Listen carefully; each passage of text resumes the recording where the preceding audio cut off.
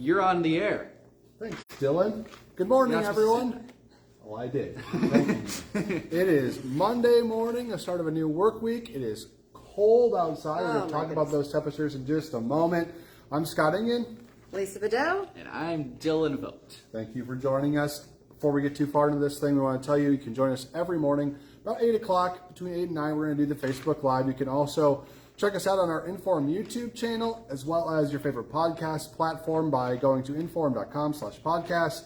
Just look for that InForum Minute to get all your latest headlines, weather, and sports for the day. We knew it was coming. Our storm tracker weather team has been tracking this really cold weather, but it still hurts when you walk outside. You're like, ooh, ow. Yeah, and if you don't go outside without gloves, your hands instantly dry. Yeah. It's kind of crazy. Like, you have to make sure you have gloves or a hat on. Your ears get really cold because, there's no skin there. So make sure, frostbite happens in less than 5 minutes. The temperatures we're seeing this morning. Temperatures, it's currently 24 below in Grand Forks. Wow, yeah, it's 20 below right now in Fargo. And we actually have a breeze this morning. Like, it's not a lot of a breeze, but 5 to 10, 15 miles an hour. That's a pretty big breeze, and we have temperatures this cold. We have wind chills as low as 50 degrees below zero. Wow. So that's frostbite in 5 minutes. Nothing to mess around with. Yeah, no. If you're going outside, even to start your car, make sure you have your hat, your mittens, your coat on, and limit your time outside. Now, this morning, if you watch First News, if you're going to be outside for a long period of time, you can be bundled up like me. Which Yeah, you have several layers. I have a lot of layers. I have snow pants. I have a base layer on. I have a sweatshirt. I have another shirt, and then I have a coat, snow pants, warm socks, boots, 3 pairs of gloves. Wow. I had 2 scarves, a hat. I was pretty warm. I was actually sweating for a little bit there. But once I was outside for like 3 minutes, it got pretty chilly pretty quick. But anyways, what were you saying? I was just going to say, like, layer up, but also Scott mentioned, too, to have that, winter survival kit in your car, too. Make sure it's in there, maybe extra blanket or two, maybe, Yep, put in the back of the car. Layers. Yes, no, make sure you definitely have. That's a great idea, or a great point, because you need that. This is why we have, tell you to have this winter survival kit, because days like today, it gets cold very, very, very fast. Cars act up on days like today. What it is, it's called the the battery dies or something goes wrong. Tire goes flat, or a lot of different things that can happen. Now, Dillon, this cold snap, how does it compare to that cold snap we had back in, December, when it was like really cold? Yeah, we got the coldest we got was 25 below. That was in, I don't remember what day in December, but it was one of the days in December. And we have not gotten that cold yet in Fargo. Grand Forks has hit 24 below. But yeah, that one was a lot more prolonged. We had 7 days below zero for high temperatures in December. We've had both days of the weekend so far, today, and our forecast for tomorrow is above zero. So that's only 3 days below zero, which is not that bad. We can make it. Actually, yeah, I know. By the middle of the week, temperatures look like they'll be in, maybe on the right side of zero, but especially towards the end of the week, looking into the weekend, it's looking pretty nice this weekend. Temperatures, upper teens, low 20s, which is much better than whatever this is, 20 degrees From 20 below to 20 above, that's a big difference. So, yeah, they're really not tracking any big chances of snow or anything. Maybe a couple of flurries tomorrow with a warm front that's going to bring us temperatures above zero, but nonetheless, another cold morning tomorrow. We'll have temperatures below zero all week in the morning. So that is, we're not getting away from that, but hopefully we get above zero for the afternoons soon. It looks like we'll do that tomorrow, probably not today. So, all right, Dillon. Thank you. You Appreciate bet. it. All right. Thank you for going outside in the cold this morning. Yeah. It's chilly. You had all your stuff on, though, so. Let's dive into some local headlines this morning, starting with North Dakota lawmakers in the Capitol are bringing back a bill that could cap insulin prices. And a mother and daughter are using their own personal stories to advocate for those suffering from diabetes in the region, in the state. That being Danica Johnson. She discovered she had type 1 diabetes when she was just in middle school. It was a shock for her entire family, as it often is when you find out you have something like that you're battling. But Danica and her mom, Danielle, did everything they could do to learn about the disease, and now they're using that story to help spread awareness. And so when North Dakota lawmakers reintroduced this bill that would cap a 30-day supply of insulin at $25, they were on board for it. Danielle says that right now it costs close to $4,000 for a 90-day supply of insulin. And Danica says that the passing of this bill would make a big difference for a lot of people.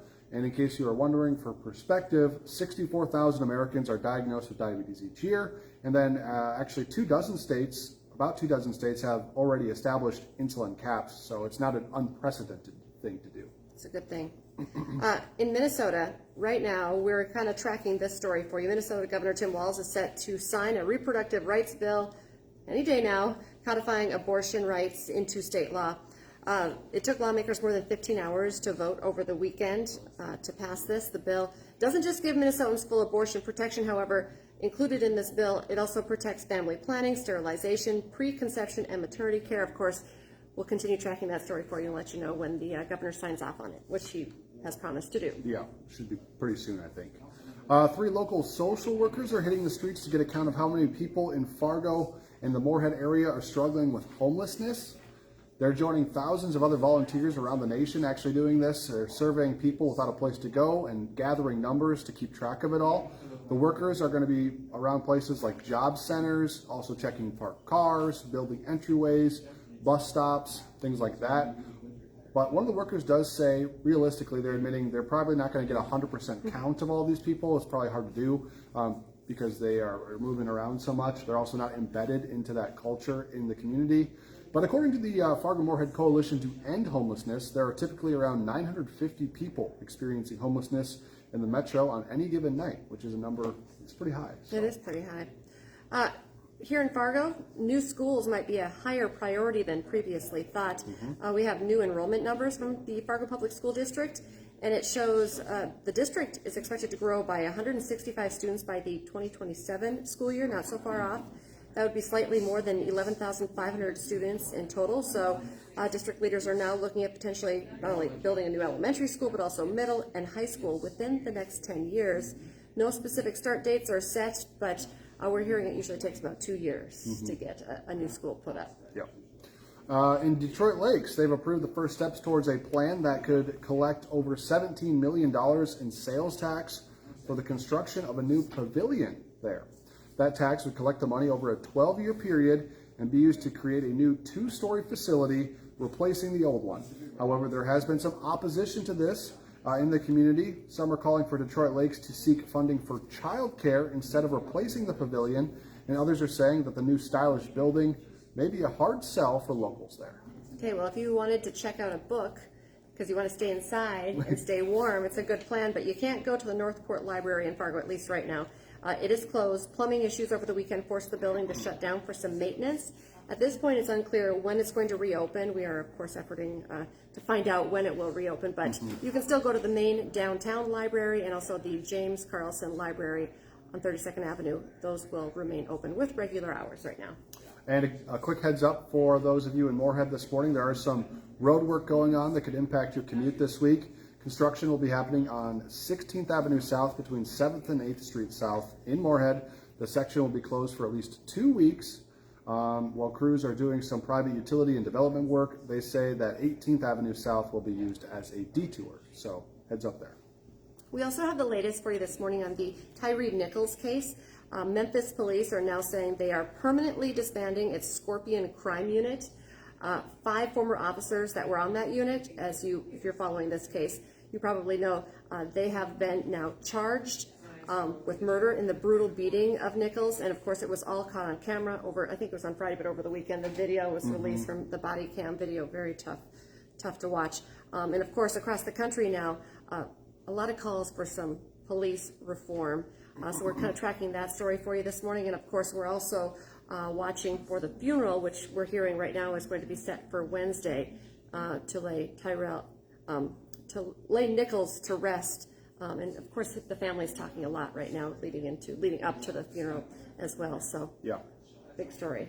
Going to keep following it for sure. Also a big story, the U.S. has hit that debt ceiling set by Congress. We told you about that, I think about a week ago that happened, but it's still an ongoing issue.